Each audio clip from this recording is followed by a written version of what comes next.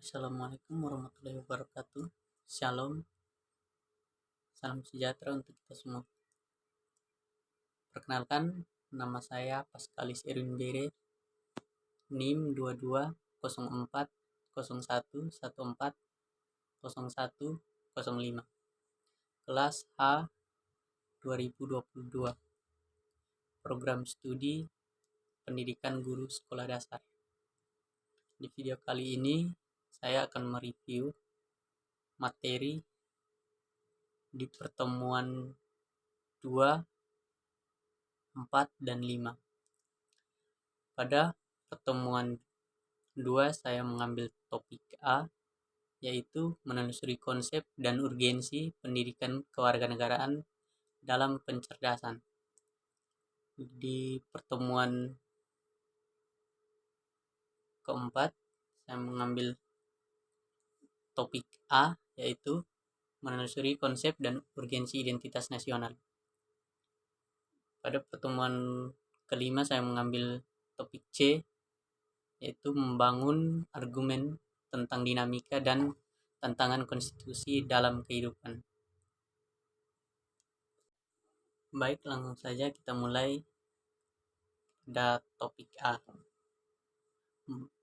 yaitu menelusuri konsep dan urgensi pendidikan kewarganegaraan dalam pencerdasan. Mengapa pendidikan kewarganegaraan penting dalam pengembangan kemampuan untuk sarjana atau profesional?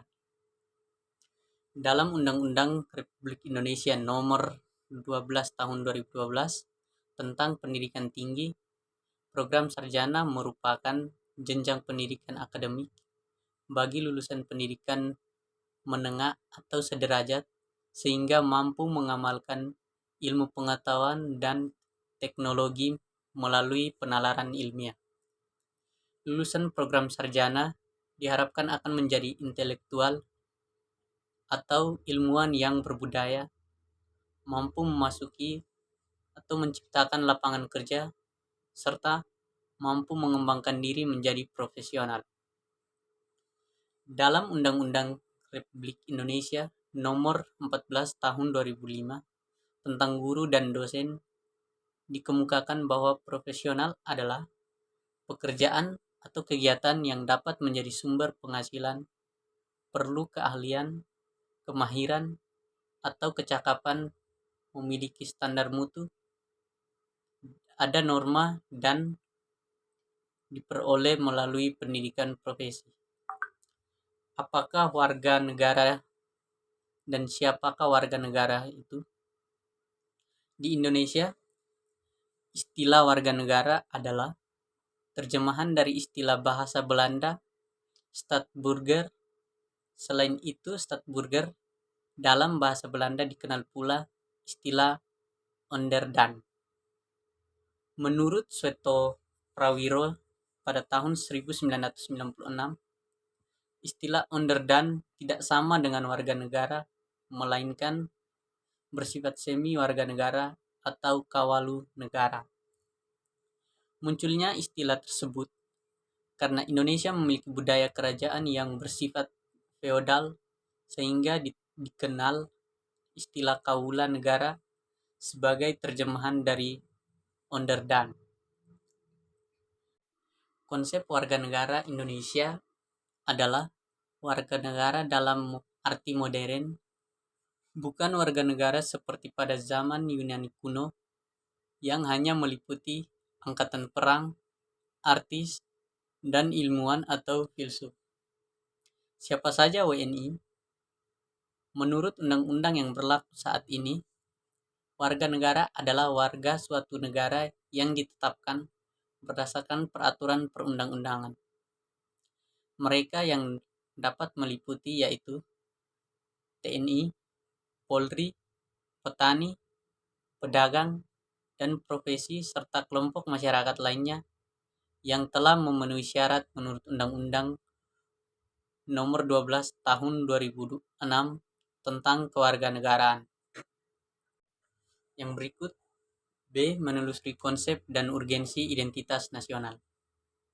Konsep identitas nasional dibentuk oleh dua kata dasar, ialah identitas dan nasional. Dalam Kamus Besar Bahasa Indonesia atau KBBI, identitas berarti ciri-ciri atau keadaan khusus seseorang atau jati diri. Dengan demikian, identitas menunjukkan pada ciri atau penandaan yang dimiliki oleh seseorang, pribadi, dan dapat pula kelompok. Penanda pribadi misalkan diwujudkan dalam beberapa bentuk identitas diri, misalnya dalam kartu tanda penduduk atau KTP, ID card, surat izin mengemudi, kartu pelajar, dan kartu mahasiswa. Satu lagi identitas penting yang harus dimiliki oleh setiap warga negara Indonesia saat ini adalah nomor pokok wajib pajak atau NPWP. Dalam Kamus Besar Bahasa Indonesia, nasional berarti bersifat kebangsaan, berkenan atau berasal dari bangsa sendiri, meliputi suatu bangsa. Apabila bangsa Indonesia memiliki identitas nasional, maka bangsa lain akan dengan mudah mengenali dan mampu membedakan Indonesia dengan bangsa lain.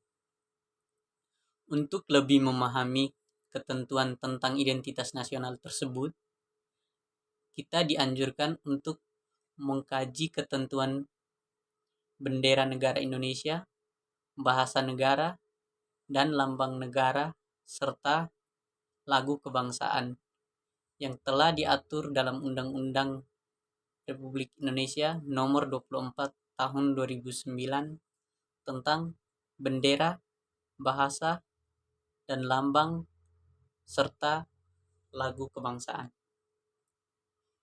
Bagaimana jati diri sebuah bangsa atau identitas nasional bangsa Indonesia? Identitas nasional bagi bangsa Indonesia akan sangat ditentukan oleh ideologi yang dianut dan norma dasar yang dijadikan pedoman untuk berperilaku. Semua identitas ini akan menjadi ciri yang membedakan bangsa Indonesia dengan bangsa lain. C. Membangun argumen tentang dinamika dan tantangan konstitusi dalam kehidupan. Pada pertengahan tahun 1997, negara kita dilanda krisis ekonomi dan moneter yang sangat hebat.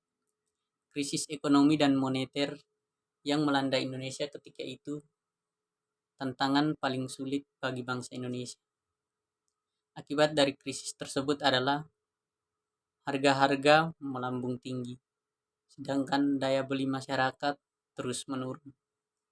Sementara itu, nilai tukar rupiah terhadap mata uang asing, terutama dolar Amerika, sangat merosot. Menyikapi kondisi seperti itu, pemerintah berusaha menanggulanginya dengan berbagai kebijakan. Namun, kondisi ekonomi tidak kunjung membaik. Krisis yang terjadi meluas pada politik. Masyarakat mulai tidak lagi mempercayai pemerintah. Pemerintah sudah tidak mampu lagi mengendalikan keadaan. Maka pada 21 Mei 1998, Presiden Soeharto menyatakan berhenti dari jabatan. Berhentinya Presiden Soeharto menjadi awal era reformasi di tanah air. Pada awal era reformasi atau pertengahan tahun 1998, muncul berbagai tuntutan reformasi di masyarakat. Tuntutan tersebut disampaikan oleh berbagai komponen bangsa, terutama oleh mahasiswa dan pemuda. Tuntutan reformasi itu adalah sebagai berikut. 1. Mengamandemenkan UUD NRI 1945. 2. Menghapuskan doktrin dui fungsi Angkatan Bersenjata Republik Indonesia. 3. Menegakkan supremasi hukum, penghormatan hak asasi manusia, serta pemberantasan korupsi, kolusi, dan nepotisme.